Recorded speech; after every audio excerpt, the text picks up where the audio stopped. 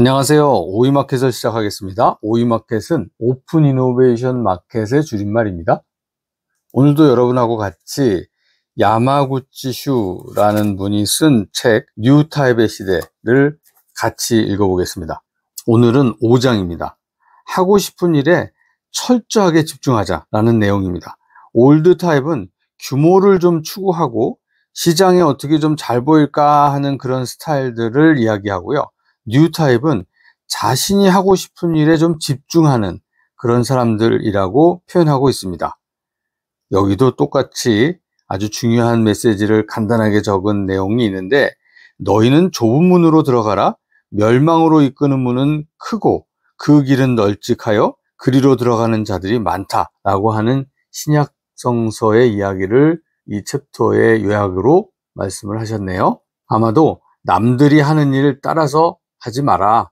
그냥 네가 가야 되겠다고 생각하는 길을 집중해서 지속해라 라는 그런 내용으로 요약이 됩니다. 이 챕터에 보면 재미난 사례가 있는데요. 애플의 의자를 수천 개나 납품한 히로시마라는 가구의 이야기를 들려주고 있습니다. 여기에 마루니 목공이라고 하는 일본 히로시마 현에 있는 조그만 가구 회사라고 합니다. 이 마루니 목공의 성공 사례를 이야기하고 있습니다. 그런데 이 마루니 목공은 사실 그렇게 작은 회사도 아닙니다.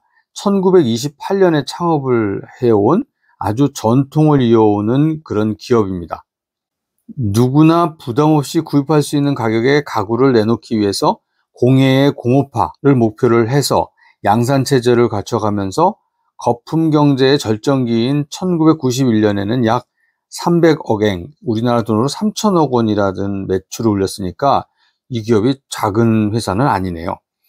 이 시기에 기업 비전은 아시아에서 최고의 가구 메이커가 되겠다라고 했었습니다.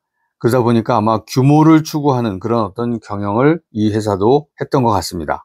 하지만 거품이 붕괴되고 수요가 급격히 줄어들면서 마루니 목공은 경영난에 허덕이게 됩니다. 현재는 야마나카 다케시라는 분이 사장으로 계시는데 2001년에 그 마루니 목공의 원래 사장이었던 분이 이제 숙부였던 것 같습니다. 숙부가 권유해서 그 마루니 목공의 경영권을 물려받습니다. 그런 다음에 이 야마나카 다케시라는 사람이 11곳에 흩어져 있던 공장을 한 곳에 모으고 도요타의 생산 방식을 도입하는 등 어떤 효율화를 위해서 굉장히 힘을 기울입니다. 또 본인이 기업 회생에 대해서 일가견이 있어가지고 여러 가지 교과서적인 방법을 전부 동원해서 실적을 올리려고 노력을 했습니다. 그런데 잘 되지 않았죠.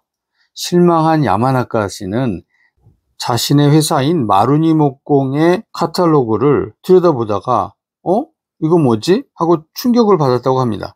자신이 갖고 싶어하는 제품이 거기에 하나도 없었다는 거죠. 그때까지는 왜 팔리지 않을까라고 하는 것에 몰두했는데, 나는 어떤 제품을 갖고 싶은가, 무엇을 만들고 싶은가에 대해서는 생각해 본 적이 없었다는 거죠.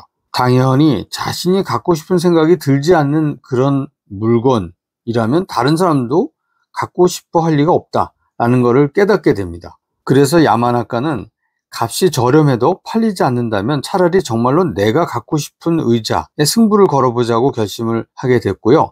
그리고 나서 그 무인양품 등에서 탁월한 능력을 발휘해서 세계적으로 유명한 디자이너 후카사와 나오토라는 분에게 손을 내밀고, 그분이 이렇게 제품 제조 기술이 좋아? 이렇게 생산 기술이 좋아? 야, 이 마루니 목공 대단하네 라는 생각을 하면서 두 사람이 힘을 합치게 됩니다. 이 두 사람이 힘을 합쳐가지고 만들어낸 의자가 히로시마라는 의자입니다.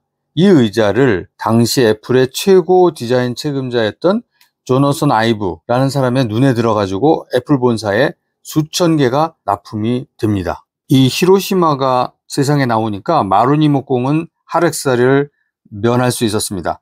기존의 어떤 상품 유통 흐름에도 큰 변화가 생겼습니다. 이세탄 백화점이라고 해서 유명한 백화점의 신주쿠점에 납품을 하게 되었고, 건설회사들이 자기네가 새로 지으려는 건물에 이 의자를 집어넣기 위해서 연락이 옵니다. 그리고 다양한 어떤 사무실에서 또 연락이 옵니다. 그래서 판매가 자꾸 늘어나게 되는 거죠. 디자인에 관해서는 기준이 그 까다롭기로 유명한 애플에 대량 납품했다라는 사실이 알려지기 시작하니까 거의 실적이 없었던 해외 판매도 확장하게 되었습니다. 게다가 세계 최고의 브랜드만 참가할 수 있다는 그 밀라노 가구 박람회에 참가할 자격도 얻게 됩니다. 여러분, 인터넷이 등장하기 전에는 아무리 멋진 디자인 의자를 만들었다고 해도 전 세계에 알리려고 그러면 엄청난 비용을 들여가지고 대규모 광고를 해야 했습니다. 이런 엄청난 비용을 마련할 수 없는 소규모 기업들은 아무리 훌륭한 제품을 만들어도 홍보할 방법이 없었죠. 하지만 이제 세상은 완전히 달라졌습니다.